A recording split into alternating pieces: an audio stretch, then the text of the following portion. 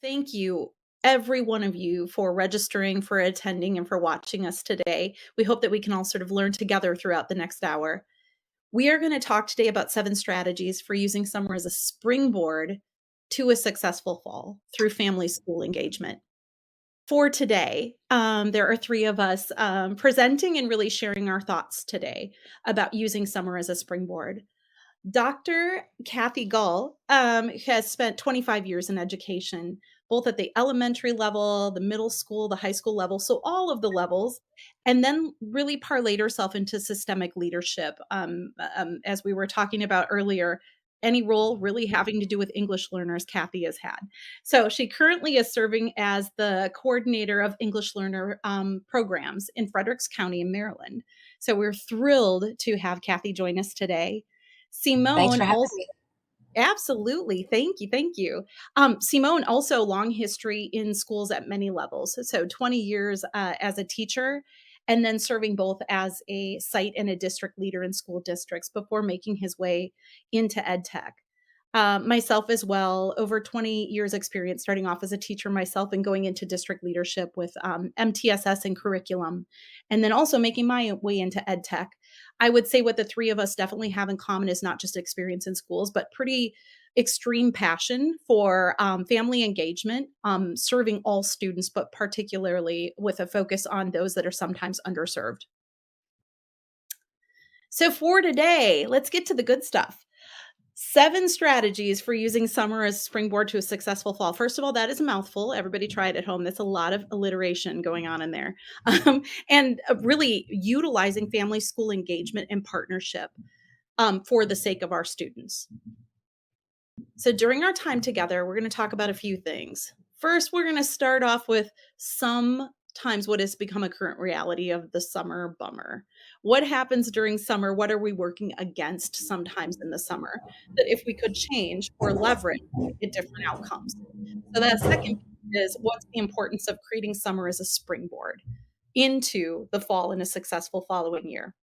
And then we want to get really practical. Frankly, you don't have times for things that are just pure philosophy. We really want to get practical about some strategies that we've seen work. Both Simón from his work in schools, Kathy currently with the work she's doing now, as well as her big breadth of experience, and then some from myself as well. And then we'll go into Q&A for the last little bit. So if you do have questions, please go ahead and click on the question mark and add those. And then we'll talk just a little bit about talking points, which is where Simón and I currently work, and it's something that Kathy currently uses in her school district. But we want to keep this focused on everybody. So no matter where you're at, no matter what tools you have access to, we want to make sure we give you some practical strategies that you can use. So let's set the stage here. The summer bummer. I like it because it rhymes, but it also really resonates with people. What does summer feel like in schools?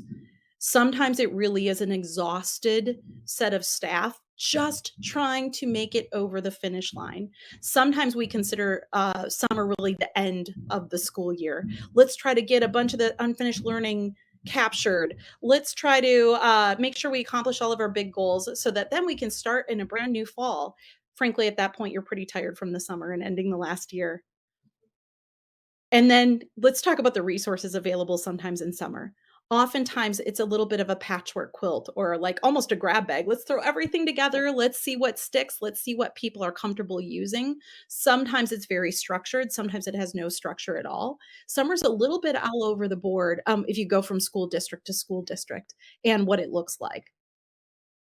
And then there's a little bit of a deficit lens to summer often. It is who are the students who we need to remediate? Who has unfinished learning that we need to go ahead and take care of? And over the last couple of years, it's really learning loss. Where do we have big learning loss? What can we do about it? There's a little bit of this downer feeling to the whole thing. Let's find those really needy students and let's just do whatever we can to see if we can get them over the line. How do we turn that on its head? What's the importance instead of using summer as a springboard going into the following school year? A fresh beginning. What if instead of seeing summer as the end of the previous school year, we saw it as the start or the springboard into the following school year? What could we do then if we were able to see it that way? And instead of it being a time of a little bit of chaos and throwing resources together and staff together to see if we can fill the space, what if instead it was an organized, innovative time? Think about the constraints of a normal school year. Sometimes people feel like we don't have enough freedom. There's a scope and sequence, there are standards, there are all those things. Take advantage of a summer at being a time when you can really try out some innovative ideas. And more importantly, what if we could put a bit of an asset lens over summer? Instead of it being this place where we catch up, try to fill the gaps, try to make up for loss, instead, what if it could be a time in which we're really accelerating with energy and with excitement going into the next school year? In order to make this happen, and let me pause for a moment. Family school partnerships have never been unimportant. They've always been important. I think over the last couple of years, we can all agree we're all in it together, though. Like, we really need to be doing this work together. I think everybody's come to the recognition that every family wants the best for their students. They use the resources that they have to do the best they can for their students. What if we could better align on what would be helpful for those students going into the summer and really to be leveraged throughout the remaining school year? The research for a moment really does show that parent engagement is hugely important, that it actually helps predict a student's academic success with high school graduation and post-secondary enrollment twice as much as the family's socioeconomic status. We think about socioeconomic status as being one of those things that is difficult to overcome. Well, we're saying there actually is a mechanism here that's shown to be twice as effective in influencing some of those big metrics that we're held accountable to in school districts. If it's a lever and research says it's going to work to pull that lever, it's sort of our job to figure out collectively how to do that. So again, I started off with the work that Kathy is doing in Frederick County Public Schools with a full team of people. She would be the first person to say, I did not do this alone. I did this with a team of people. I'll be really honest. Kathy, you were the inspiration for this whole edWebinar conversation that we had together. Some of the things that you were doing, we thought everybody needs to learn from. And then collectively, we pulled our ideas together and thought we've got a pretty good toolkit of things to offer people as ways to leverage summer a little more smartly. So let's get into it. All of that was the preamble into what is like the main dish of this whole presentation. What are these strategies? So I always I talk a lot about strategies. We all know strategies aren't from thin air. Oh, here's a great idea. Nobody needs another great idea in schools. Like, frankly, we don't just need more things thrown at anybody in schools right now. Everybody's pretty exhausted and been through a lot. We want to make sure that our strategies are really well aligned with challenges that we know that people are struggling with, so that the time spent in enacting those strategies really helps address pain points, but more importantly, really helps ultimately our student outcomes in the form of success and well-being. If one great thing has come out of COVID, it's been that success isn't just measured academically anymore for our students. We all know that it's much more important to look at it from a whole child lens. So let's start with number one. Family communication is the category that we're talking about. Here's the challenge I want to talk a little bit more about. So, summer often presents a 2 or 3 month interruption to your touch points with families. You have this smooth system of interacting with your families during the school year. Not that it's always completely perfect or completely equitable, or it's reaching all families in the same way. But as good as it is, it also gets disrupted often in the middle of summer. So school year ends, we go to a different mechanism, different people interacting with families. And what we really want is for you to think about this with two groups of families. Those who participate in summer programming, so those for which you do have a sort of structured mechanism of interaction, and those who you don't. And then starting to shift mindsets around summer programming. So, Simón, with some of your experience that you've had, either with the challenge side of this or some things that you've done with the solution side of this, tell us a little bit more about this particular challenge. I'm going to talk about some of the mistakes I've made and what I learned from them. I can't tell you how many times I had conversations with parents who told me they would have joined an event if they would have known in advance. And initially, as a principal or a teacher, my reaction was always to list the things I did to communicate with them. I email, robocall, parent newsletter, but I had to ask myself, why were they not responding? Why wasn't my communication working? And I tell you, it wasn't from a lack of effort. So, as a new principal, I wish somebody would have brought the idea of how to plan communication for parents in the spring of the year before your new school year. So, my first year as principal included me sitting down with my secretary to take notes on important events that I needed to remember for the upcoming school year. And many times, my communication with my family was a checkbox in my planning, but I didn't have the time to reflect on if it was working until the day of the event or after the event. So I've been thinking about how powerful it would be to create a calendar in the spring with input from your teachers and your students and your parents, and then build upon that calendar to create a message template that corresponds with those events so that you already have that structure in place. It's built into your planning. And this avoids the likelihood of missing an important perspective because a stakeholder didn't have enough notice to make the event or couldn't make the plans to give the input needed. So this becomes crucial when thinking about engaging students and parents in important opportunities like summer programming. So my first year, I saw summer programming as a tool for remediation.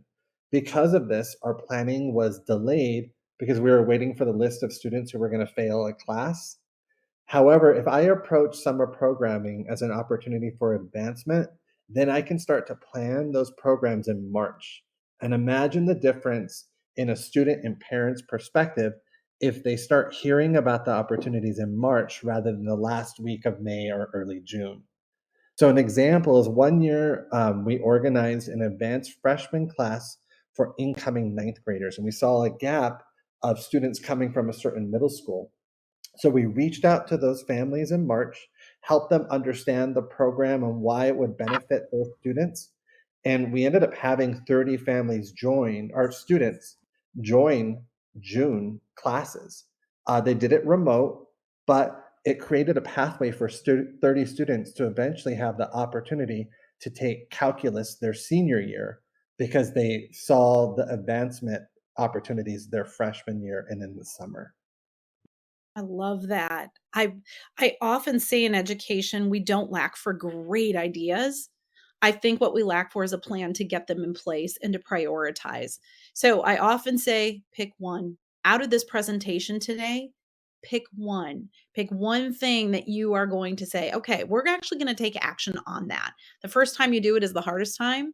You build that into your regular sequence of events throughout a school year, and then you pick another the next year. Pick one really impactful idea. That was filled with a bunch of options for you.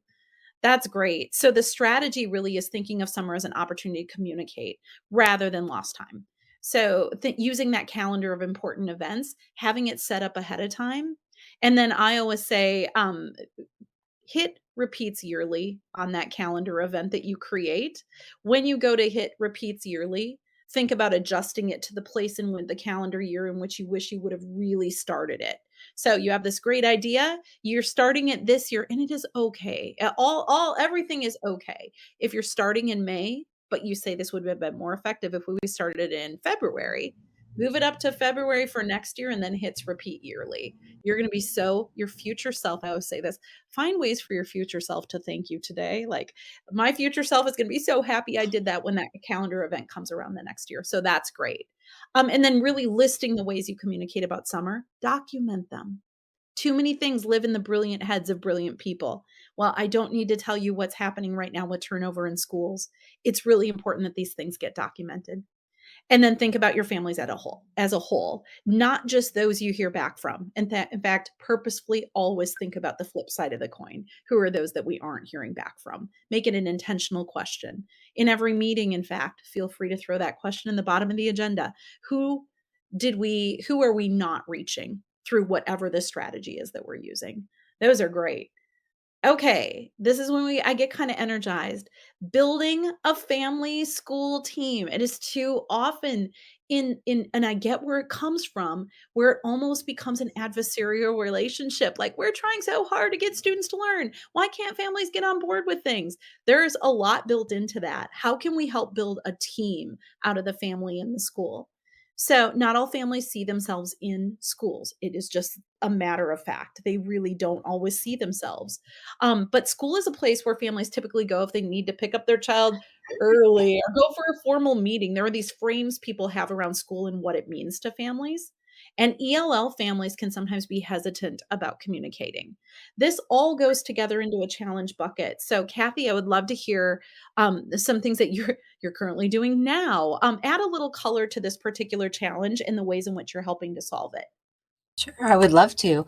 In Frederick County, we really look at that summertime as a unique opportunity to maintain relationships that we have worked so hard to build over the school year.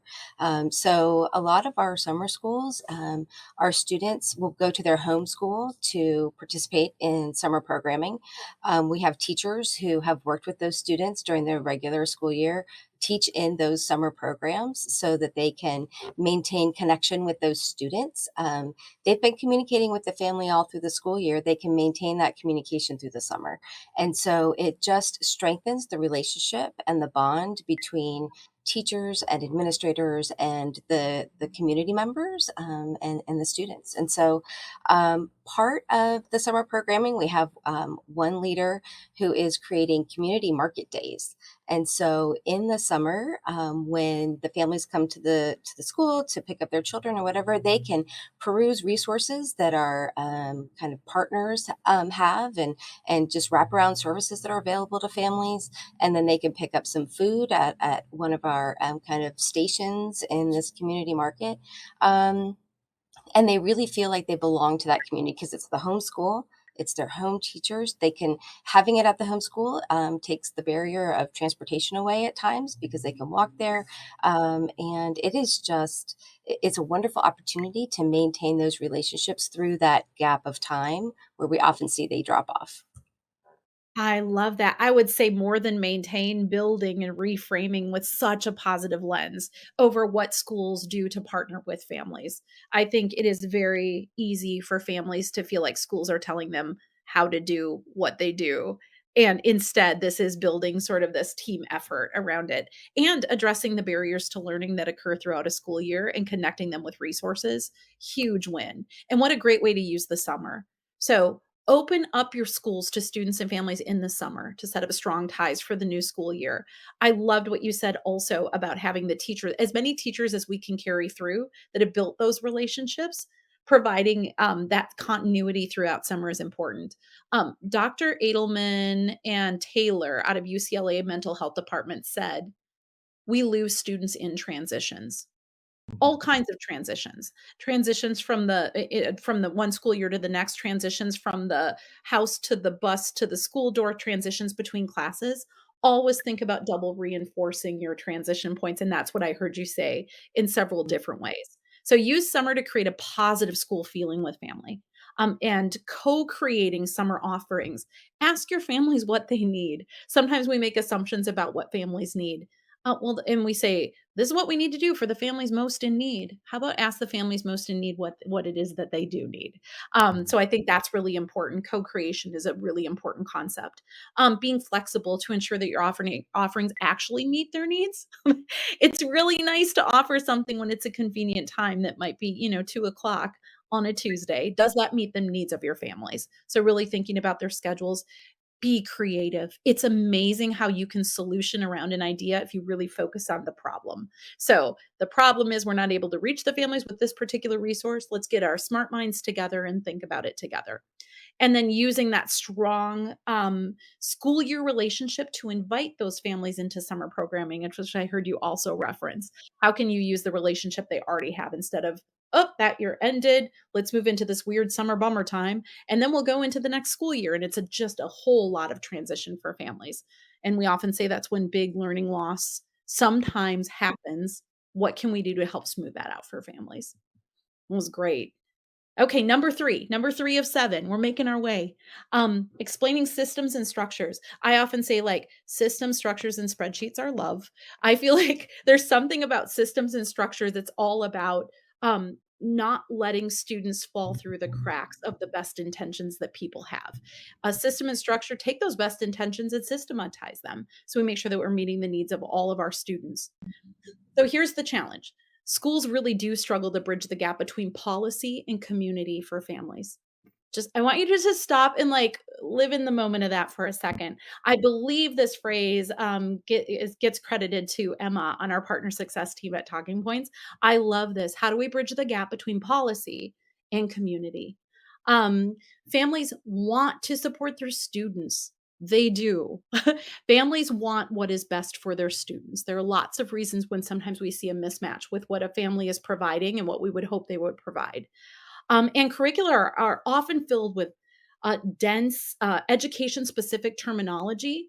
And the families that understand that terminology are usually in a situation where they're already doing okay. The students are doing okay. And sometimes those who are on the other side of that are already being underserved in other ways. How do we help take care of that issue? So, Kathy, you've done some things in this category as well. So we'd love some of your ideas. We were trying to think really creatively about how to meet our families' needs. And I think oftentimes we make the assumption that our families either understand a process or they understand who to talk to or who to ask for help, or that we assume things about their understanding of the U.S. education system. And so we really tried to focus in and hone in on some processes or some different things that perhaps they don't understand or they just need some clarification about. And so we created some screencasts, and we used a QR code so that they could access the screencast. And it's short, it's 3-minute little video in English. The other language we offer it in is in Spanish. So they can pick, and they can take a 3-minute, while they're waiting for their child to come out of the building or while they're waiting in the car rider line, they can watch a 3-minute video on a particular process or a structure or something that we think would be helpful just to understand or to clarify. We have videos about parent-teacher conferences or courses that they could take in the community, just different resources that they have access to. And it's quick. It's a QR code, so they can just access it on their smartphone. And it is a way that we can find another touch point in creating that connection with our family and our community members. And it's really important to create as many touch points as possible, provide as many different access points as possible to homeschool communication and what school is about and what we do and those processes and the policy that you're talking about. And so that really, we found that to be very useful and helpful. We did that last summer, and we're creating new ones for this summer with different topics that we can kind of add to our bank of screencasts for parents. I love that practical idea. As you were saying that, again, I want to reiterate again to everybody watching today. Pick one. Pick one of the ideas that you're hearing today. I'm going to say that a few more times. Pick one idea that you want to carry forward with, and I'm going to give you an actual action step at the very end here to make sure that I love being inspired by these talks, and I finally kind of feel like the collective energy of inspiration is sometimes lost the minute the day ends and you're into the next day. We want to find a way to keep this moving. So those are awesome practical ideas. So summer is an opportunity for mutual learning. It's a quieter time. It really is a time when you can do things like that without the frenzy of the school year, when you're like, on Thursdays, you're sending home Thursday folders for families to sign. Like, there's a lot that goes on throughout the school year. Take advantage of the time that summer is a little bit calmer time, and go ahead and share some of that information. The QR code is brilliant. Like, that is a brilliant way to address this. Share really important information in your family's home language whenever possible. Whenever possible. And I think that we offer things in English, often Spanish, usually secondarily. Are there other languages that are being missed? And is there something that you could do to help address that as well? Instead of relying on siblings, leverage community resources to communicate directly with families across language barriers, especially if you have a language that is maybe not English or Spanish, and it's a language for a subgroup population that might be more dominant in your community. Typically, there are also community members that are willing to help support schools and communication with families. So tapping into those resources. And make sure that the learning is two-way. As we're teaching families about schools, what are the mechanisms by which families can teach us about them? I have a pretty strong belief that as soon as we bring families in on the design phase of mechanisms within schools so that they can help inform what the design looks like, we're going to continue to better meet the needs of those communities, and which is exactly what we're here for. So really smart ideas. Let's move into number 4 of 7, brainstorming effective systems and patterns. And so here's the challenge. There isn't time. I could just there isn't time. That pretty much defines school now, right? There isn't time, but especially in the fall, to implement and reflect on the changes and how they might be affecting my school community. Let's think about that for one moment. We Mhm. build a whole lot of weight up against the dam of fall, and when it falls over, we have all these new programs we're implementing. Let's get a new reading curriculum. Let's try out PBIS in a new way. Let's do all these new things at the time when your students are first being acclimated into the new school year. Let's kind of turn that and look at that a little bit different way. So much is given to teachers and families at the beginning of the year. It's overwhelming. Everybody's overwhelmed. I mean, we know what happens when we see the back to school stuff pop up at your local like store and you're like, oh, it's not because we don't want to be around students. It's because we feel the weight of that huge shift when the fall hits. The beginning of the school year is just a really difficult time to work out issues that arise with new rollouts. So how can we turn that on its head? So Simón, you have some ideas here that I would love for everybody to hear. So what I'm going to start off with is we want to remember a summer soft launch. I can't remember how many times as a teacher I worked on my lesson plans over the summer. I go to my first PD and was given a change of initiative, and we were going to implement it the next week.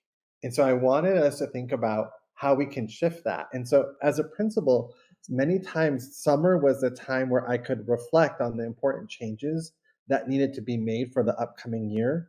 And then many times I would introduce those changes to teachers in the fall. But what this did is it created a dynamic or an environment where teachers and families didn't have the perspective of the time and the reflection that went into the process that I worked on through the summer. So I wanted to think about what are ways we could change that and avoid the frustration of teachers and students and families having to relearn something in the fall when they're already maybe nervous or excited about the start of the school. So I had to shift my reflection to the spring, and you're going to notice it's a common trend with me. Is this allowed me to create a soft launch in the summer with a few parents or teachers during summer programming. So a summer launch allows you to reflect in a low stakes environment and allows stakeholders to identify possible problems before full implementation. Many times what would happen, I was work on it, bring it to my teachers, we'd sit down as a team, and those incredible, really smart analytical minds would find the problems with it, but we were already like a day away from launching it.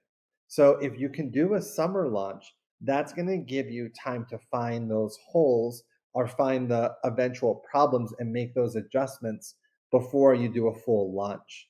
So an example of this is we were doing common formative assessments, and we introduced it to the teachers in the fall, but we really missed the opportunity of the summer because many teachers are working on their lesson plans and their standards over the summer.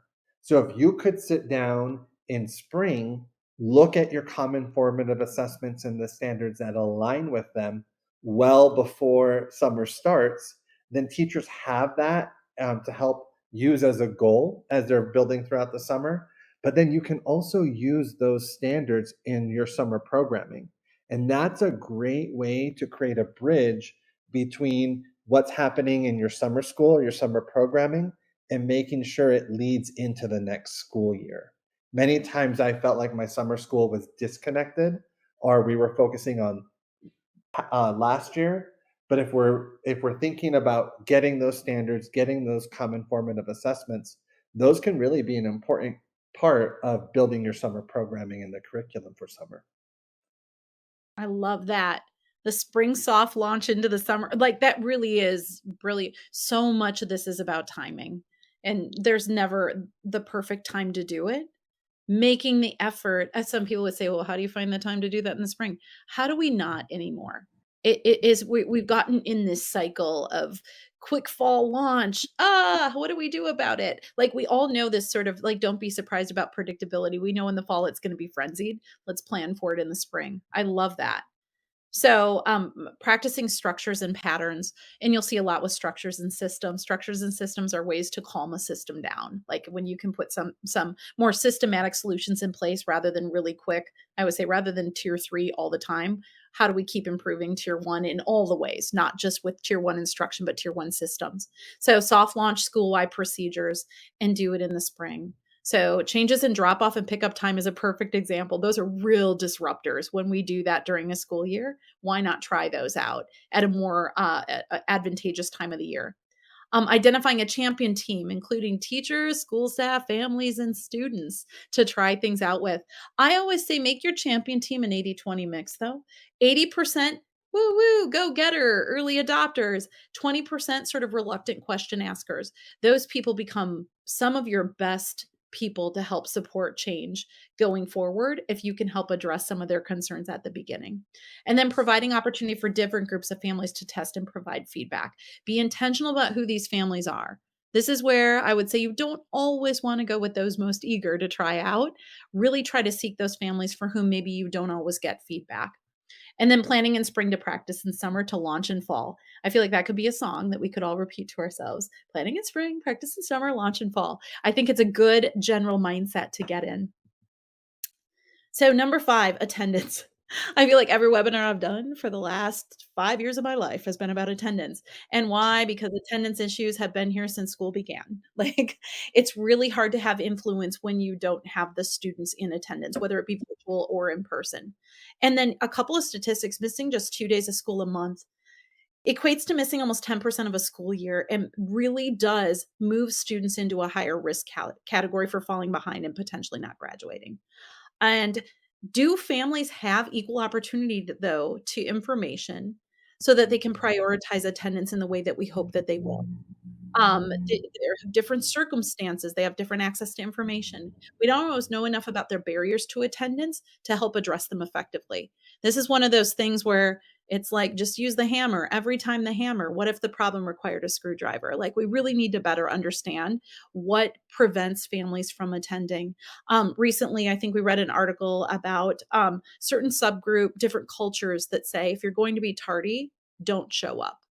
It's disrespectful to show up late. It's more important to not show up if you're going to be tardy. We all know in schools, we'd rather kids show up whenever we can get them. So it's even things like that we want to make sure that everybody has equal access to information about attendance. So, before I go on to that, this is one where I want to, Simón, you've got some ideas here as well, things that you've done in the past to help address some of the issues that occur with attendance. All right, I'm going to throw a lot of ideas, but remember Kate's advice, think about one. Yes. So I always think the first time someone's hearing about the attendance policy shouldn't be when they're in a meeting about attendance, right? It's almost like that point's too late. So if I'm in a meeting with a parent, maybe it's about missing 5 days or 10 days.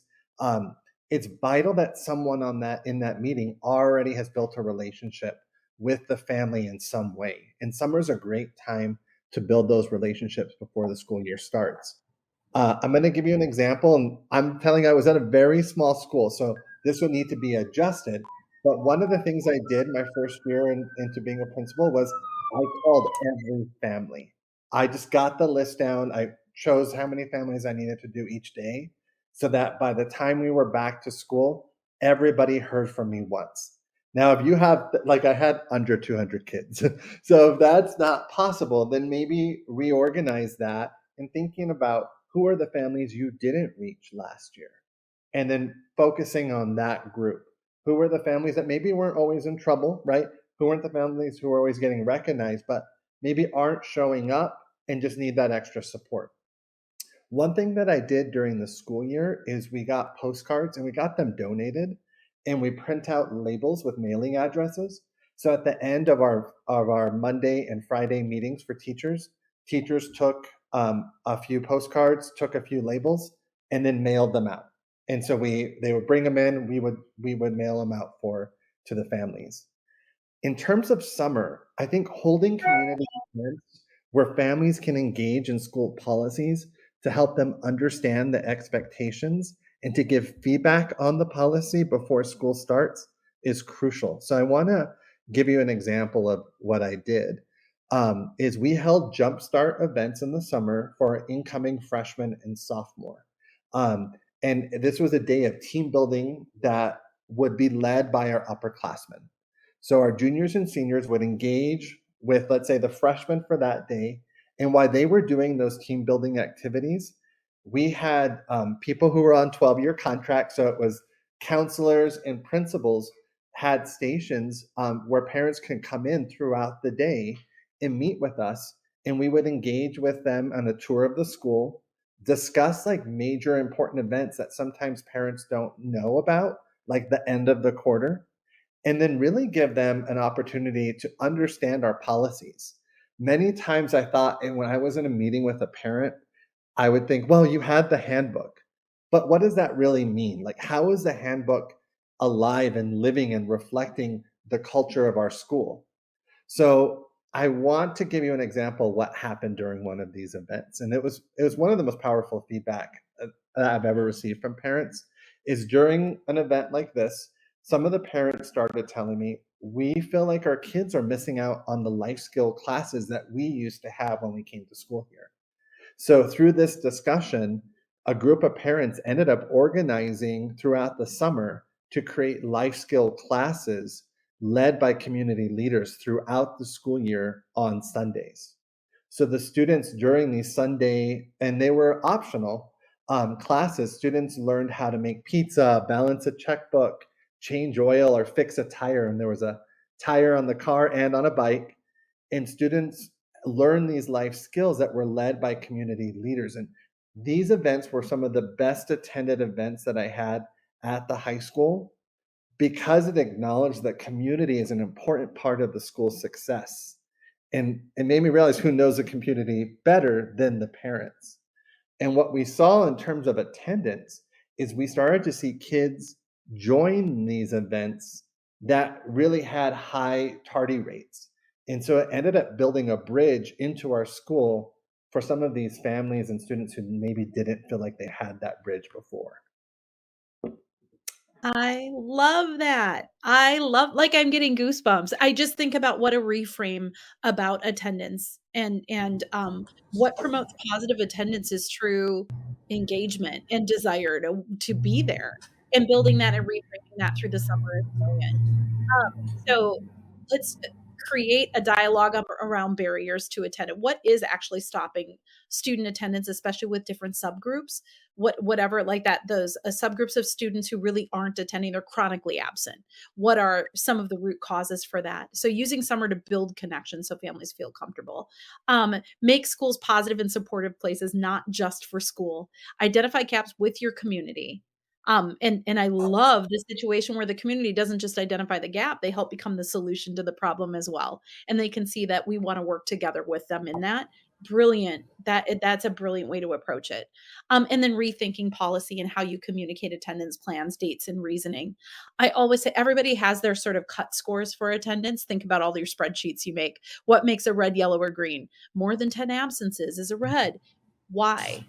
What is that number built around?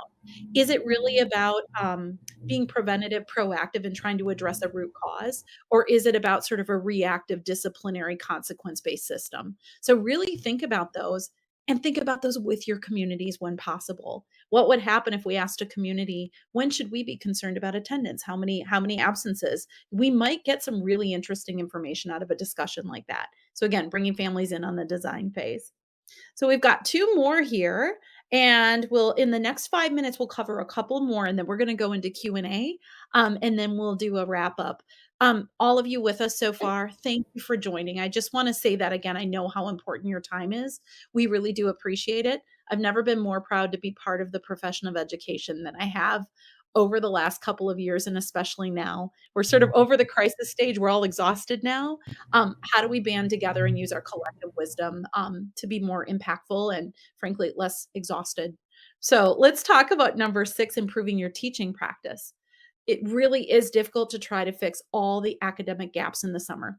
we put a whole lot of weight on the summer. Think about school systems. We want to take this little gap in time, and that's when we want to catch things up and find the students who most need standards recovery. And it's also where we have sometimes the least structure. So it's a really interesting paradox there. We're sort of setting ourselves up to be a little like, oh, not necessarily hitting the mark. Summer school really can have a negative connotation if it's only used for remediation and credit recovery. I've always said I think the root of our achievement gap, opportunity gap, all of the gaps that we're measuring have their roots in an identity gap with students. What are we doing to reinforce the identity of students? How many of them do we help inadvertently build a deficit identity? And how many of them do we help build an asset identity, and how we help turn that on its head? So teachers want to establish consistent routine systems and approaches from day one. It's difficult to do if you haven't practiced those ideas ever before until that first day of school. So, Kathy, share a little bit more in this area with some things that you all have tried and might have been effective for you. Yeah, we have offered a class that historically during the school year, we struggled with meeting our students' needs, which it's a graduation requirement. It's a health class. And so there were a lot of different reasons that this health class was not working during the confines of the regular school year. And so we took that class out and we offer it in the summer, and it's a smaller group. It's co-taught. There are fewer students. We really focus on culturally responsive pedagogy. We slow it down, and we hone in on some key power standards, and that we have found success in that approach. It kind of takes the pressure off of students to perform at every single class all day long during the regular school year, and they can just focus on this one content area that may be uncomfortable for a couple of different reasons. And so we've been able to just highlight that course, and then it frees students kind of cognitive load. They're able to just focus on this one class and not worry about all the other things that they have to do during the school year. And we've seen success with that. And so we thought, well, what else can we do? This was hard for me to just narrow it onto one thing, Kate. I had to kind of like narrow it down for my own self, because I was like, there's so many things I want to share. But another thing that we did was we offered for the younger students and some middle school students different field trip opportunities. How many school systems have cut field trips and have cut experiences from the school year? And so last summer, we took that summer and we provided multiple field trip opportunities to different places around our area for our students who were participating in the program. So that was another thing that we did that students absolutely loved. They had the experience. They came back to the school. They wrote about the experience. They read to each other their writing about what they experienced. They shared that with their teachers and with their fellow students, and they loved it. The engagement was unbelievable. But aside from that, we saw the progress in reading and writing and literacy in our students because they had authentic experiences to write about and to engage in. So those were two things that I felt like I had to share today, although I had a list of others. But taking that health class out of that high school and putting it into a summer program that was a small group, and then providing enrichment opportunities through field trips were very powerful experiences that we saw success for our students. I love that. I feel like if everyone for a minute could compare and contrast what that could look like versus what we typically, or you have typically done in your school district, what a great leverage that summer isn't the most structured time to create some positivity. And then I challenge you all who think, yeah, but it has to be this. It has to be standards recovery. It has to be sort of a traditional look at school, but condensed into a shorter time frame, and think, what if it wasn't? What's our long range goal with students? If we reframe summer, how big of a payoff would that have in those other boxes we know we have to check because we're accountable to? But how much more could we get out of it at that point? So, summer instruction can build confidence for both teachers and students. So, select an important standard. I love what you said about a power standard. I was a curriculum person. Yes, I know a Common Core came out. Every standard was important. It doesn't kind of matter what we have to do. What are we going to do that's going to be effective for our students? So really pulling out the most important information. Test out new instructional methods. I love this. This is your time. This stuff where you're like, I don't have time to do this. Take those things that you know intuitively are important for students. This is your time to sort of let those things shine. New approaches to progress monitoring, data-driven instruction. You don't have the scope and sequence in the same way that you do during the school year. Take advantage. See what you can do with that time instead. And explore funding that's specific to summer. Sometimes there is funding out there that is specific to summertime that you can tap into so you can do some of those more creative things. Bring the fun back. Make an intentional decision to bring the fun back. Start off in the summer and kick that and let that energy project you into the fall instead of the exhausted end. And then here we are at fall. So last one, build up to academic success for the new school year, which I feel like we've talked about in a number of ways already. But our results have become predictable.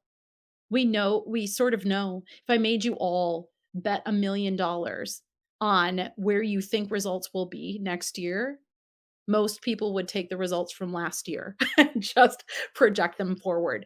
They don't have to be that way. Nothing's in cement, and we do have some power here. Families may not understand the support systems that are in place to help students. We may be providing loads of beautiful support. If it doesn't reach the intended audience, though, then it ends up not being super effective. And some families aren't sure how to support their children in schools, and schools aren't always sure how to leverage families effectively. So with that having been said, I'll let you close us out with this one, Kathy.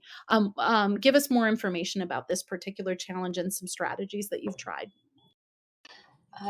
As you know, I serve English learners, and that label is a really broad label that is multiple different types of students, really diverse group of students. And so we were noticing that we had a group of students who were enrolling that had some pretty significant mathematical knowledge gaps. And so we thought, well, we really want to be able to support them into accelerating into the school year. So what can we do? And so we kind of figured out through some quantitative data, really honed in on where were those gaps and what standards do we need to focus on. We used the summer to teach those standards so that in like a high school course sequencing, there's a lot that gets packed into those 4 years of high school. And so we were able to take the summer to fill in some of those knowledge gaps so that the students could accelerate into their mathematics courses during the school year. So that was an approach and is an approach that we still use that is very effective. Another thing that we do is we look at literacy. We have some students who might have some literacy skill gaps, and we were able to hire actually reading intervention or elementary teachers who are very skilled at teaching those early literacy skills to hold small group instruction during the summer so that we can continue and maintain that literacy journey for our students. And so really understanding your student, understanding what they want, figuring out what their goals are, and then providing creative opportunities for them during the summer to reach those goals. It not only impacts their academic achievement, it impacts their engagement during the school year because they feel more confident in moving into the school year when we are able to provide different things that they need in the summer.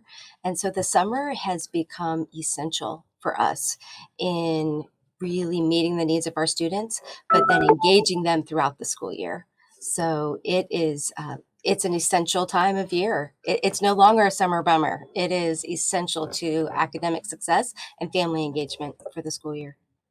Oh, such a good, that was the perfect like crescendo at the end of this.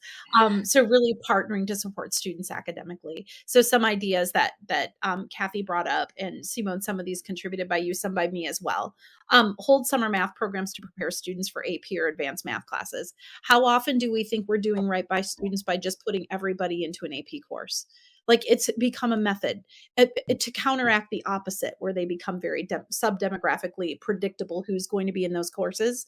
It isn't always an advantage just to put students into a class. To have them prepared is what we're really after and be successful in those classes.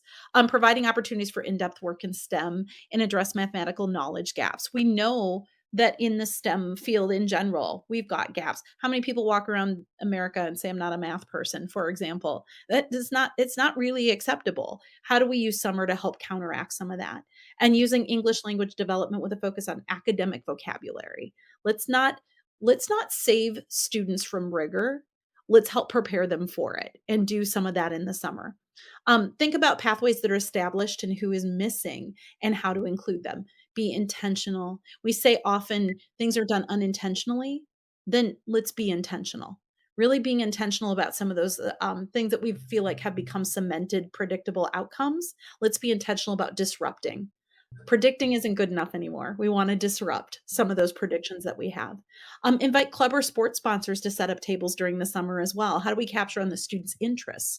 And then host student-led jumpstart programming for each grade level. Student-led, how can we get students involved to help support students through the summer and transitioning into the fall? And set up times for families to tour campuses, review the handbook together. Simón, I love how you said a handbook is a thing, but how does it reflect the culture of our community together? And ask parents what they want this year to look for their family. What do they want this year to look like? And consider running a school year bus route during the summer for a day. Try to run your bus route, bring families into schools, reduce one of those barriers, which is sometimes transportation. Try out the bus route in the summer and bring some of your families in as well.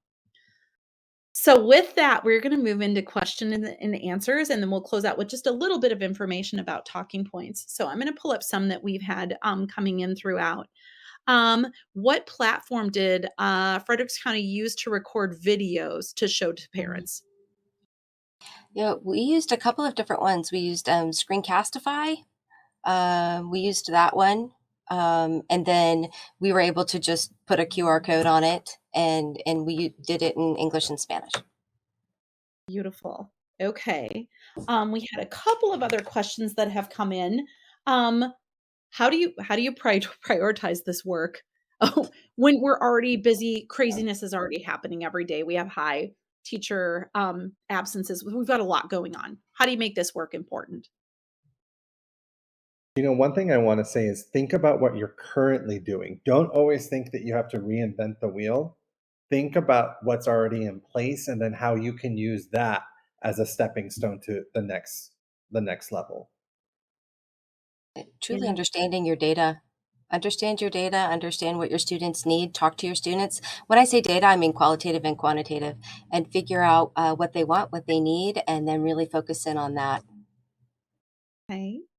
A couple of other very practical questions. Will we have access to the deck? Yes, that will be. I'm going to show a slide at the end. Everything will be available, I think, by tomorrow, end of day tomorrow, as a quick practical side note. One other thing, when people say, how do we do this? My question really is what are the consequences if we don't? Like, what is going to happen if we don't take the time to do this? And people will put a whole lot of effort in for a brief period of time if they know it's for a long systemic gain. So this will feel like more for a period of time. It will be like, oh, this is a lot for us to do right now. Also, always fall back on pick one. Like, pick one is really important to me. I'm going to give everybody on this one really quick hope and wish for you all that you do right now. Go to your calendar, pull up your Gmail in another tab, or write it on a piece of paper. Pick a date about 2 weeks from now. Call the meeting, rethink summer. Eventually, as soon as you get the link to this deck, link the deck into that calendar invite and invite someone to that conversation with you. We really don't have the luxury of not rethinking summer a little bit. How do you take one idea from here? Feel free to put the little note in your calendar, invite about your one idea. And I want you to actually, everybody on here, if you can meet with one person about 2 weeks from now, remind yourself that this mattered to you today, even though the frenzy is going to overwhelm you by tomorrow. It'll bring you back to this moment, and it's good timing to pick one thing that you can do to help rethink summer. Let's see. One really this looks like just a really good question to close us out. What methods have you used to get input from families that has been effective? So, do either of you have any tips for us on what methods you've used to get input from families? Do you want to go, Simón, or I I can? I was, well, I always thought about the time I was having, but also, like, trying to vary the time, but also have an option if somebody can attend the meeting, what is a way they could still give their input even if they're not there? So sending out the agenda well in advance and then providing either a form or some way where they can give that input even if they're not able to attend. Yeah, and we make sure that before the school year ends, we have correct, accurate contact information for the families. And we ask them, will it change over the summer? What number is best for you during the summer months? And we really make sure that we have all of that cleaned up before everybody leaves for the summer so that we can get in touch with them and then communicating with them on an every other week basis throughout the summer. Just, this is what's happening in our school. This is what's going on right now. This is a new staff member we're excited that's joining us, just to keep the communication going so that they feel like they're a part of that community, which they are, an important part. That's great. And if there are other subgroups that you really do have a hard time getting input from, who from that subgroup can be a liaison, and what other mechanisms do they have to gather information from the group of people they're meeting with, from church communities, from other organizations, whatever that might be. And with that, this is my own personal goal. I really hope that we can start to pull the word welcoming from schools. And let me tell you why. When we say we want to make schools welcoming, who are we speaking to when we say that? Typically, it's a subgroup of the population that we want to welcome in. Why do we have to welcome them in? Because they weren't a part of. How do we bring voice of family into schools, help co-create together so that that school really does reflect the needs of the community and then they are a part of, rather than having to be the group that is welcomed into? So lastly, about Talking Points, Simón and I work for Talking Points. Kathy in Frederick County, they use Talking Points as a tool. It is a tool to help do a lot of the things that we've talked about today. Ultimately, we want to meet families where they are, and we want to help have meaningful engagement for the sake of success and well-being of all of our students. So Talking Points is a two-way communication tool between schools and families for all staff members at schools, including translated text message as well as an app. The translation is in 110 plus languages. So staff member sends out an announcement or a message, it gets translated into that family's home language. It's more than just sending information. It's about impactful family engagement. So we also have other equity features built into the platform, including an education glossary, for example. What does this term mean? And then readability flags. Thank you for translating this, but I still don't know exactly what it means, and bringing in a layer of human translators to help support that. Our impact, we've had pretty massive impact from those that have used Talking Points. For example, 100% of non-English speaking families are more engaged with their child's school, according to the survey. So we have people that not only say it's easy to use, but what matters more is that it's working. We're building a bridge with families that we didn't always have a bridge with. Here's our mission. We relentlessly remove systemic barriers to effective, equitable family engagement for the success and well-being of each and every student. You notice it doesn't say all students. We want to make sure we're reaching each and every. All sometimes just becomes this globby sort of umbrella over everything. We want to make sure this meets the needs of each and every. And our reach. We are in all 50 states. 250 million conversations have taken place on the Talking Points platform, which means more than just words are exchanged. This means that we're building a partnership for the sake of our students. If you are interested in hearing more about Talking Points, you can see some of our information on the slide here. So talkingpoints.org is our website. Please do reach out to us if you're interested in learning more. Thank you so much for attending from all three of us. Thank you for what you are doing for students in schools. There are a whole lot of us out there that are massively appreciative for everything that you're doing. We see you. We know how hard you're working. Now let's see if we can do this together.